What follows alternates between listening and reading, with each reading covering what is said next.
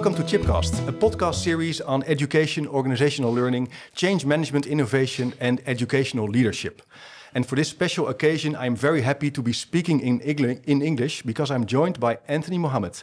He is considered one of the world's leading experts in the areas of school culture and professional learning communities at work. He is the author of numerous publications, for instance, Transforming School Culture, How to Overcome Staff Division. And this podcast is a co-production with Academica, University of Applied Sciences in Amsterdam. I'm very happy to be joined also with my co-host, Sonja Broerse, teacher and project leader of Research at School. Welcome. Good that you're here. Thank you. And we're going to talk about the central question of this podcast. It's based on your latest work. It's written by Anthony Mohammed, The Way Forward, PLC at Work and the Bright Future of Education. And the question that we're going to explore in this podcast is, how does a bright education future look like? Well, with all of the turmoil that we experienced during COVID and the disruption of students' education, it brought to mind that pandemics or emergencies or tragedies can be an opportunity for a reset.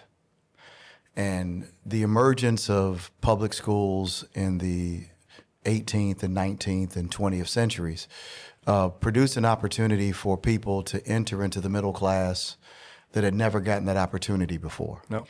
But like most professions or institutions, over time, a status quo will emerge where people get comfortable and innovation becomes a lot more difficult. Well, I ran into an innovation in the year 2001 when I was inspired by my late mentor, the late Dr. Rick DeFore. And he and Dr. Robert Aker are architects of what's called the professional learning communities at work model. And the model is very innovative. It is a take from traditional schooling where you work collectively and collaboratively instead of individually. You focus on outcomes instead of inputs. Yeah. You use things like assessment and lesson planning very differently.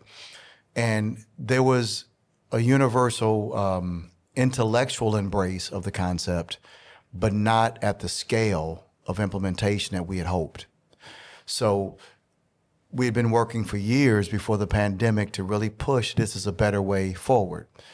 And I think we got people's attention during the pandemic, and that reset gives us an opportunity to go back and revisit an innovation that has been around for a while, but hasn't been utilized at the level that we had hoped.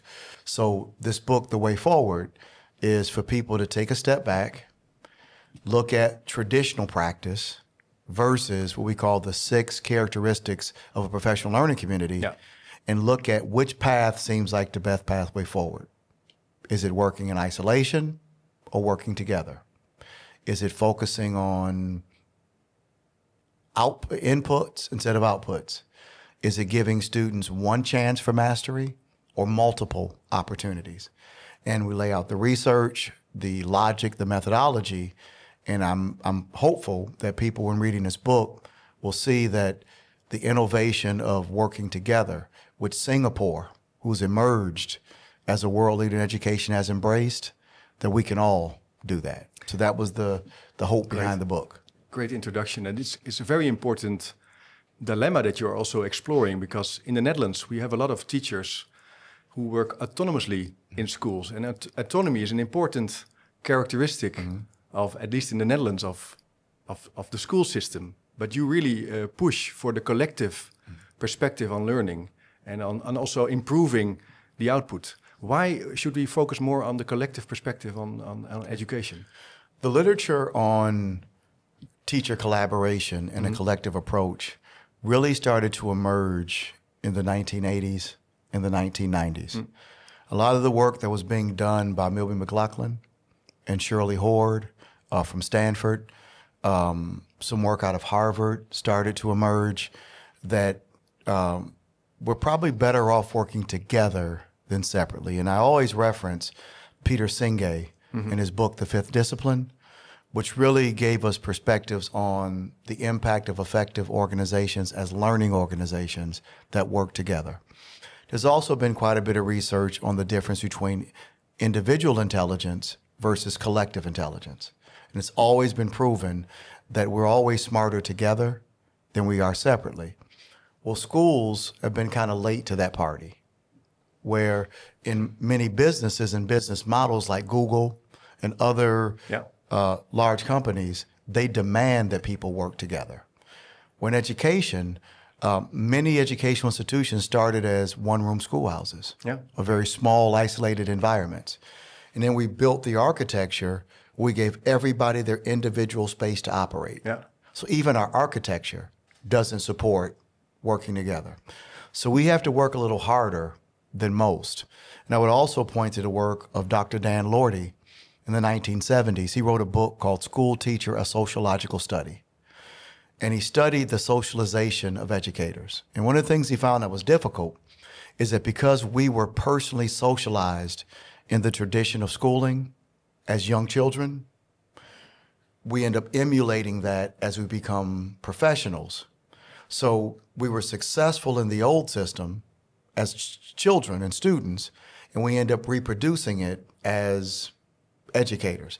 That doesn't really happen in other professions. The physicians here in Amsterdam don't hang out at hospitals at 4 years old. Your architects don't hang out with other architects at 5. So there's some added dilemmas that educators face that other professionals don't. And our culture has taught us that individuality and isolation are right. And I important values. Yes. And I want to kind of speak to the people who value that. I understand it from a personal perspective. If you're introverted, you can make quicker decisions. It's more comfortable. I don't have to negotiate or bargain. But the question I want to ask is it better for children? If I don't have any point of comparison or nobody to work with, how do I even know I'm doing a good job?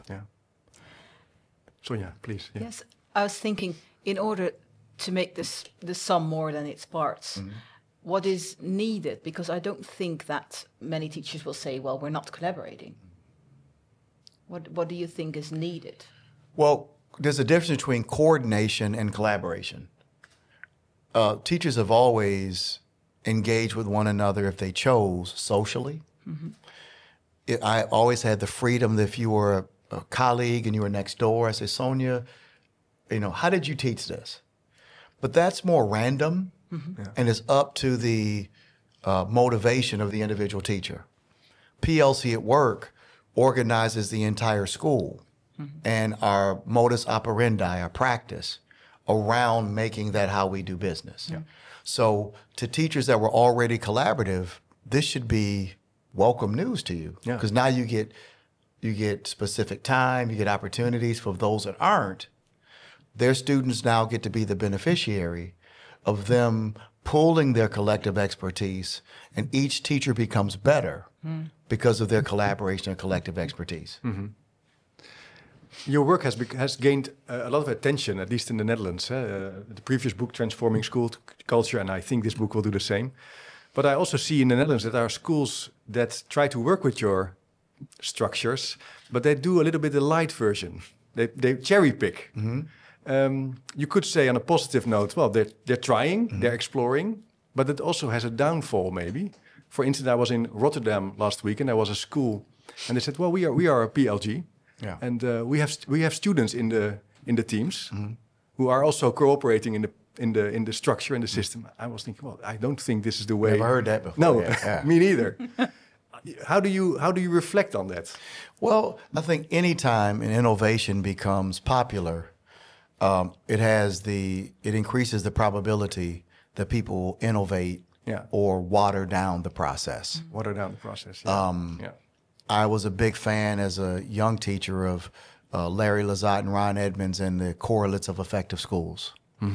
Bob Marzano has his effective art and science of teaching strategies. Whenever something happens at scale and a lot of people embrace it, they tend to modify it to their liking. That's why in the book Learning by Doing, we identify 6 critical characteristics of a professional learning community. There is room for innovation, But there are 6 core principles that if you're going to do it with a level of integrity, Yeah. that these are 6 things that are non-negotiable. Number 1, a collective focus on student learning. 2, everybody works in a strong team. 3, that team produces a guaranteed and viable curriculum that they all agree to teach to depth. 4, they agree to develop and implement assessments that they use formatively. 5, they develop a system of extra time and support for students who did not hit their targets as revealed by the formative assessment, and we all agree to learn and share our growth in the process. If we can get people to do those 6 things with integrity, there is room to innovate outside of that. Yeah. But those are essential ingredients, and I explained to some students yesterday that think of it like a recipe. If you leave essential ingredients out of a recipe, if you're making a cake Yeah. and you skip the eggs or the sugar, Yeah. then you shouldn't be surprised if it's not very pleasant. No. But you can add a cherry or some sprinkles. You can add an embellishment, but you can't leave out the basics. Ingredients. And that's the difference. So often people deviate because a few of the characteristics require them to be vulnerable. Yeah. And sometimes growing pains can be a little bit unpleasant. Yeah. But you got to go through it. Yeah, you got to go through it. To get to it. So if you modify it and you never become uncomfortable, then you can't grow.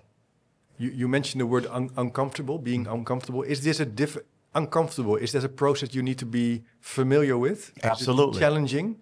Discomfort is the gateway to improvement.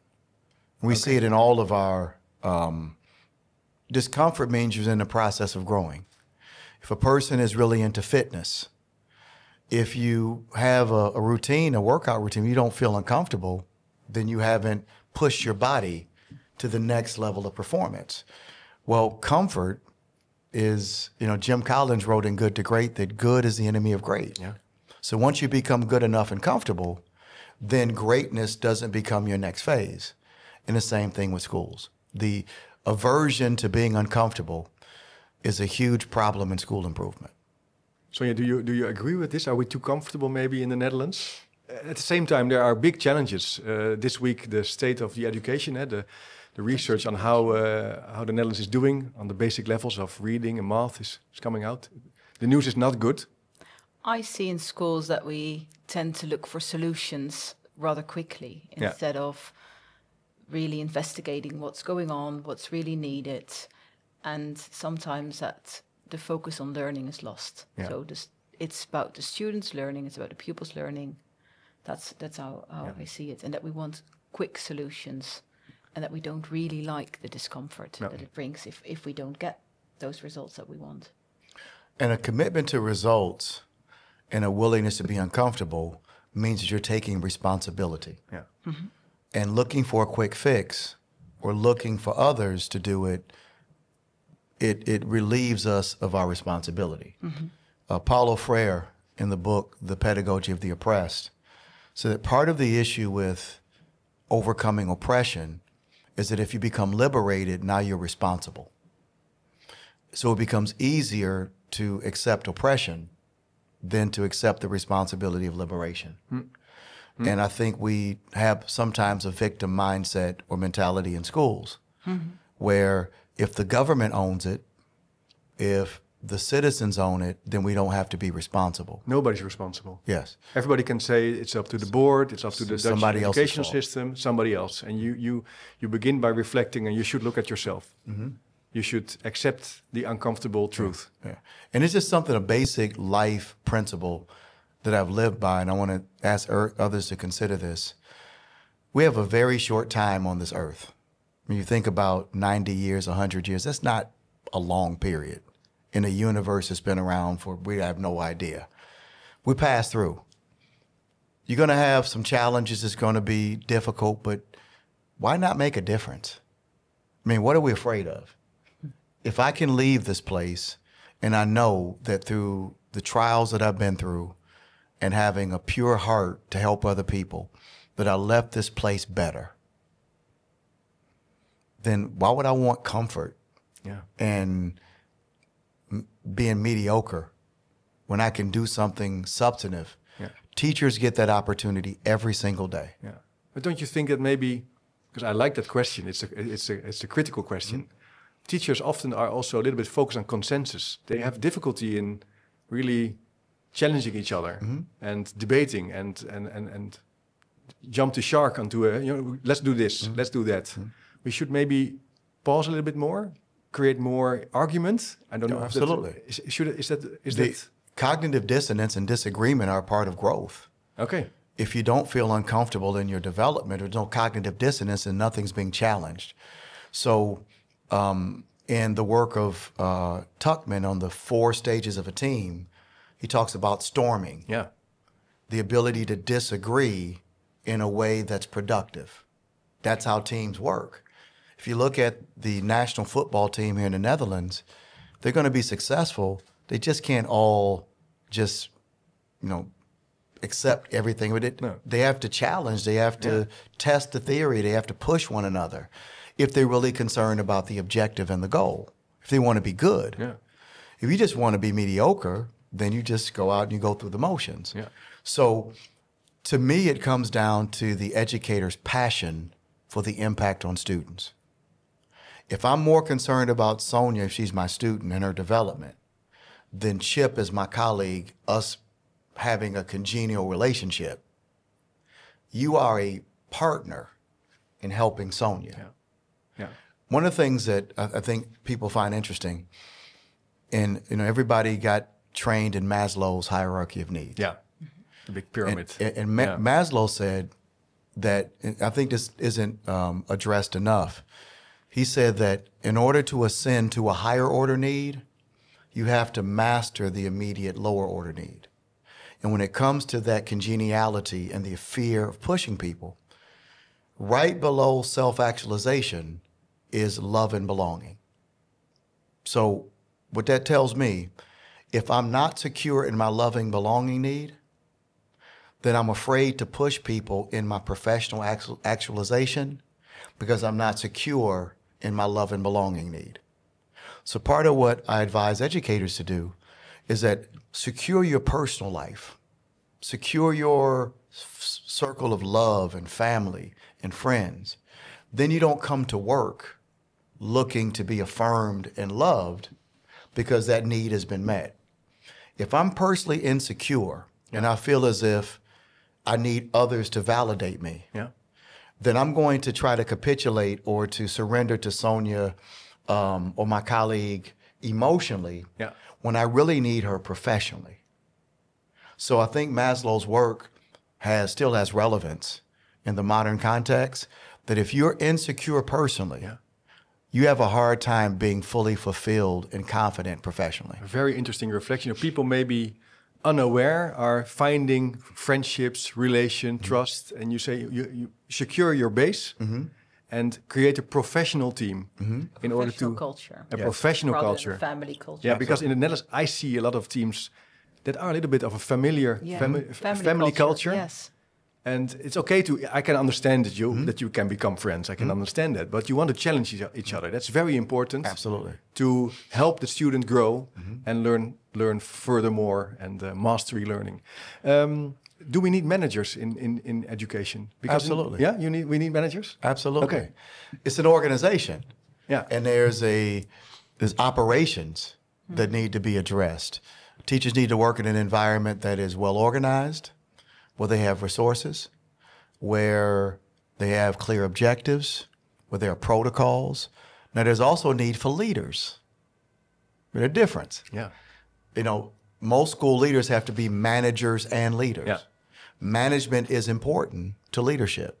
In an environment of chaos, where it's disorganized, then leadership is not effective. But if I manage, it gives me the foundation and platform to provide vision and inspiration and goals and objectives and expectations. Those are leadership things. Yeah.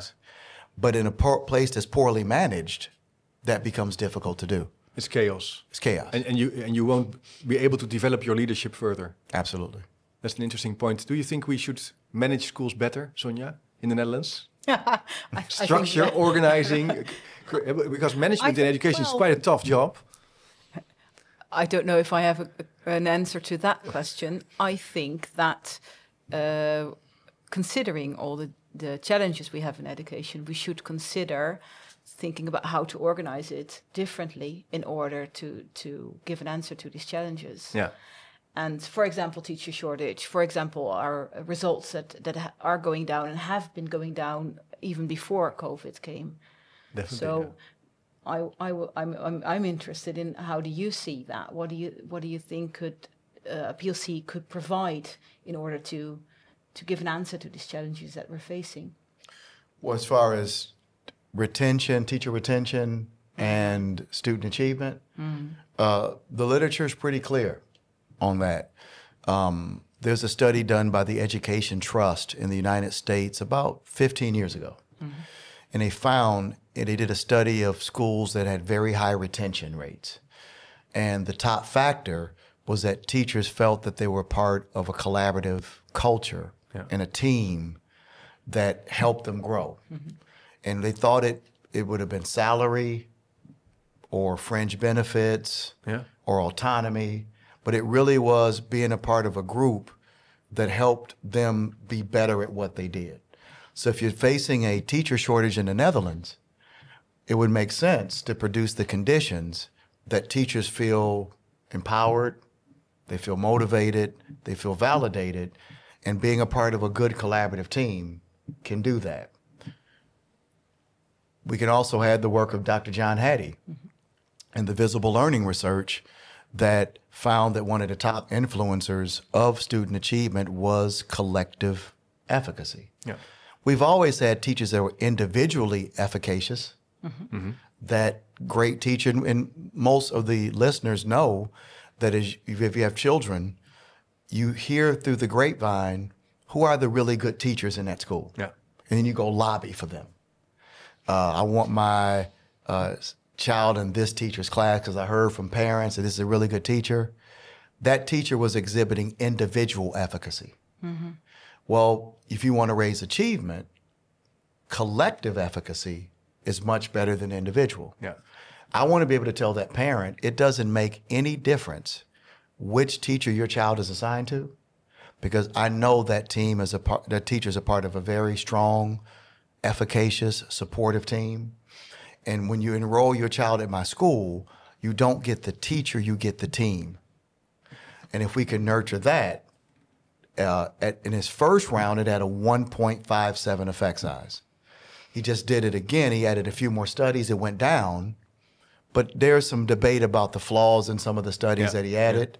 But I think it's at 1.1, which is still almost tripling the rate of a typical year of school, which is 0.4 standard deviation. Much more effective than homework, 0.1. Ability grouping, 0.013. I can go on. Yeah. So there's a lot of bad strategies that if we stop doing would raise achievement. We want to retain teachers, improve their morale, put them on strong teams that are collaborative. The research is pretty clear that there are answers to these dilemmas. And because I'm particularly interested in high expectation teaching, and if you look at the research on that, it also stresses the importance of collective efficacy. But in the Netherlands, it seems to be sometimes more of a term like, okay, it's a mindset. Is that enough to say it's a mindset, or is something else needed? It's a mindset that leads to a set of standard behaviors. So the mindset alone is not enough. The way that the term efficacy is defined in English is the ability to produce a desired effect. So it's the confidence that leads to better behavior. Exactly. So belief is not efficacy. It's belief that's translated into new habits. So an efficacious teacher or team would set high learning objectives. They would study effective practice and study the impact of their practice. They would develop accurate assessments to measure their impact. they would set up a system where students get multiple opportunities to get support until they grow and meet that objective. So believing alone is really not enough. That's not efficacy. No. That's belief, but efficacy is when belief is translated into behavior that matches the belief. Yeah. What I find interesting is that you really help schools structure the way that they should enable positive behavior. Yes. And like, it's a system, eh? Yes. And can every school learn and implement this system? Absolutely. Do you think? Yeah? Absolutely. And that question is one that was very prevalent in the beginning of the professional learning community movement in the United States. So we produced a website. Yeah. And that website is allthingsplc.info. I will put it in the show notes. Yeah. Yeah. On that site, we have a search engine where you can organize schools by size. So people say, can it work in a small school? Yeah. We have small schools. Can it work in an urban area? You can do that. Does it work in a suburban? Does it work in a rural community? What if your population is impoverished? So we have all of these characteristics that you can narrow your search, and you can find schools that have been successful at this process of all various structures, sizes, demographic information, and you can contact those schools. Yeah. We've written as a cohort over 160 PLC books on everything you can think of. That's amazing. Because we've been asked that question. Yeah, yeah. Can it work in a small school? What if you have English? My school is different. My school is different. We have a large school. We have a small school. What if you're at virtual school? We have all kinds of schools. Yeah, great. You focus also on a certain paradigm shift. For instance, focus on learning. And you could say that's a silly word because it's a school. Everybody learns. But it's quite important to enforce these sort of paradigm shifts. Can you maybe elaborate a little bit on that? Yes, that shift is very, very, it's critical and it's foundational. Because our argument is schools historically did not focus on learning. They focused on teaching. They felt, or we felt, our job was complete when we offered the opportunity to learn. Teaching and learning are not always synonymous. No. I can teach you and you not learn. So even look at a teacher's evaluation. Most teacher evaluations don't measure student comprehension. No. It measures what I call the teacher's performance in the theater of teaching. My lesson plan, my delivery, the technology, the supporting material. And that's very important. But if you do that, but the students don't acquire comprehension, then it was an exercise in vanity. So what we have established in that paradigm shift is that what justifies teaching is the evidence that has produced learning. Yeah. So our teaching is guided by gathering evidence on comprehension. Yeah. And we're not successful in our theory until we have evidence that the students have learned. So results are also important. So the results are that's ultimately all that's important. Yeah. Now there are scholars also who make a difference. You have learning and performance, but that's quite a difficult difference. You need it to focus on learning because if I understand you correctly, the outcome is something to measure your capabilities and to learn as a professional also. Yes. To see what is working, to see what's not working. And that's something maybe we can overlook quickly. And performance is a manifestation of learning. But you have to mind or monitor the tools you use to measure performance. Let me give an example. Yeah. If Sonia comes from a home where her parents are highly educated, she's nurtured in literature and intellectually stimulating activities, and she comes to school with a foundation, and I give her an assessment, and she performs, that may not be because of anything I've done. Student B comes to school, doesn't have that foundation, grows significantly, but doesn't quite perform on that same assessment at the same level of Sonia. That doesn't mean I'm a bad teacher. It meant that if you look at performance, they're not at this point performing at the same level of difficulty or rigor. Yeah. But student B is more of evidence of the impact of my practice because of how they've grown. Now, ultimately, I want Sonia to perform better. I want that student to perform better. But learning is measured by growth, comprehension, and development. So there are some schools that if their students take like a national assessment, they might not have grown a whole lot at all. No. But what the government is measuring is their comprehension that might have nothing to do with the school. School B, students come with some challenges.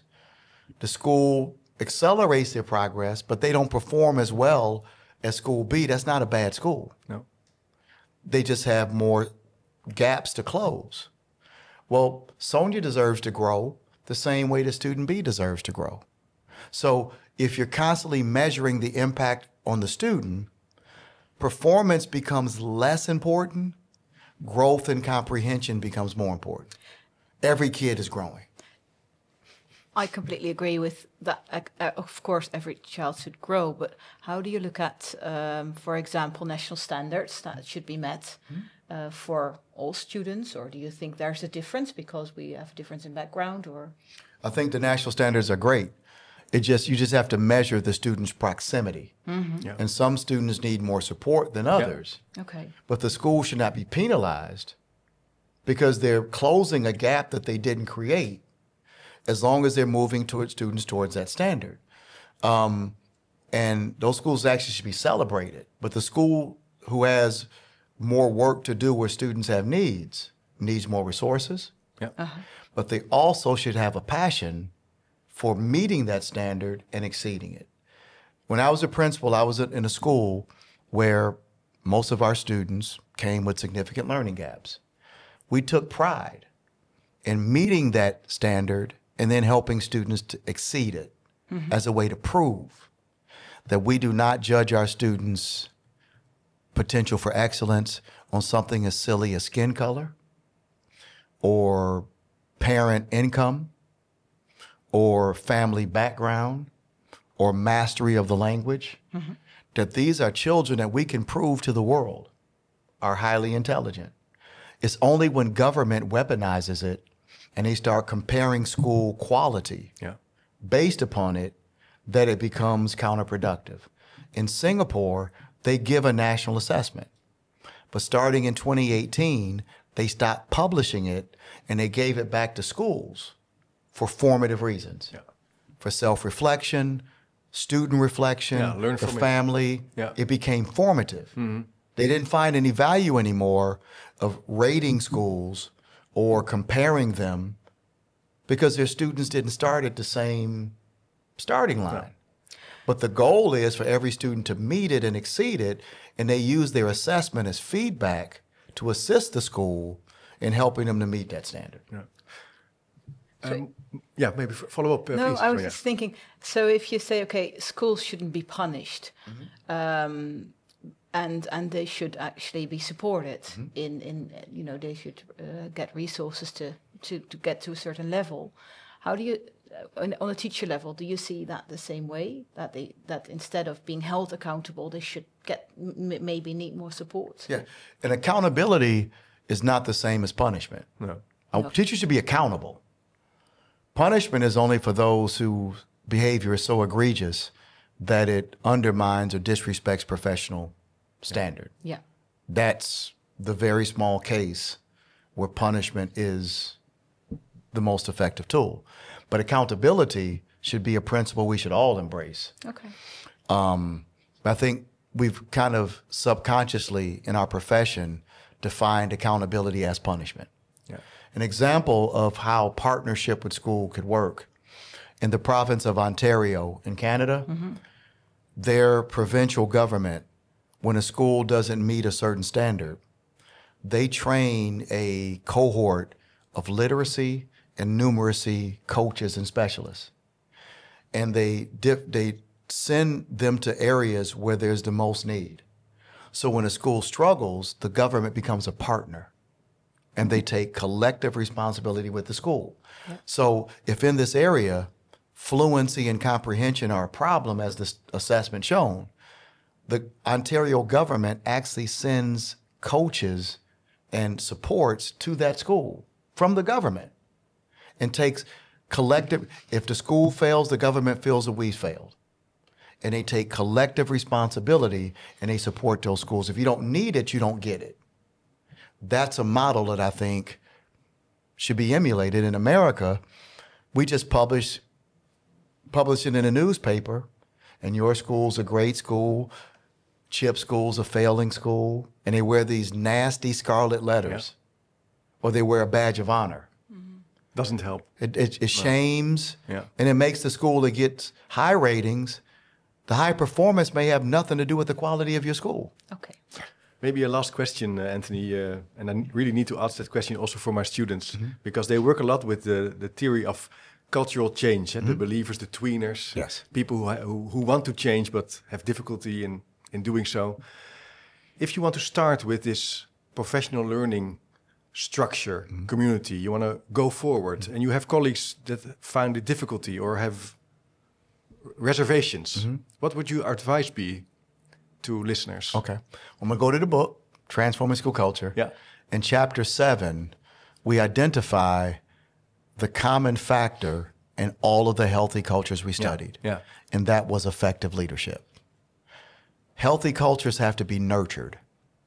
And when you are socialized in an environment with very poor leadership, you start to develop bad habits. Yeah. Tweeners, who are considered new educators to the profession, come in with a built-in level of intrinsic motivation, optimism, high expectations. But depending on how they're nurtured, that can backtrack and regress, or it can be enhanced. Well, we found that in the schools where cultural change happened, there were 4 leadership competencies that were present. Number 1 was effective communication.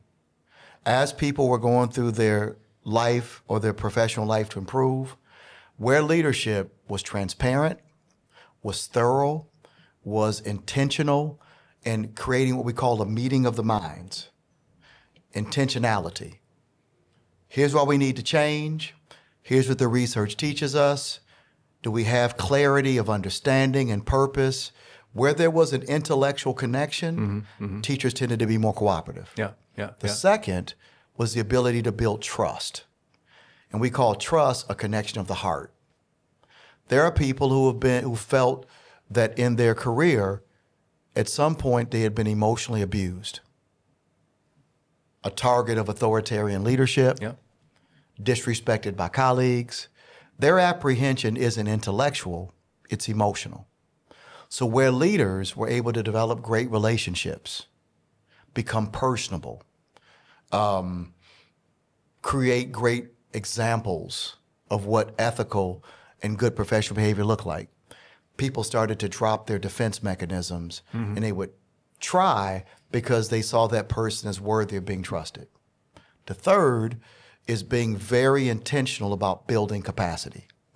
That some people become apprehensive because they don't know how to do what you're asking them to do. They're not able. They're not able. So if I can build your capacity, build your skill level, then I'm building an ally that later you become cooperative because now you understand how to interpret data.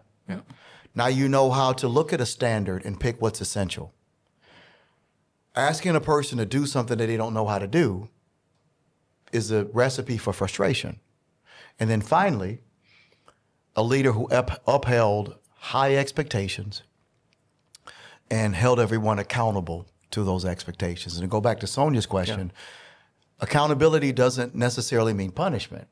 It's monitoring, it's setting high, tangible goals, it's gathering evidence and supporting. But the message is, if we decide to engage in a progressive change, everyone is expected to do it. And that meant the leader puts the goal and the objective above being liked or beloved by people whose behavior is antithetical and contradictory to what we're trying to do. Where those 4 were present, that apprehend those guards started to come down. Great. Thanks, Anthony. It's really very interesting to talk to you. My pleasure. Thanks for exploring and presenting your work, and for the listeners, really interesting. And also Sonia, thanks for your time, and also to design the questions. If you're listening, please order the book, go read it, go work with it, because it's really practical. It really helps you to take a next step within your school organization. Thanks for tuning in. A big thanks to Academica, University of Applied Sciences in Amsterdam, for making this podcast available. Also check out the high performance program of Academica, really interesting. Curious about the work of Anthony Mohammed, read it in the show notes, order the book, go work with it. Thanks for your time, and until next time.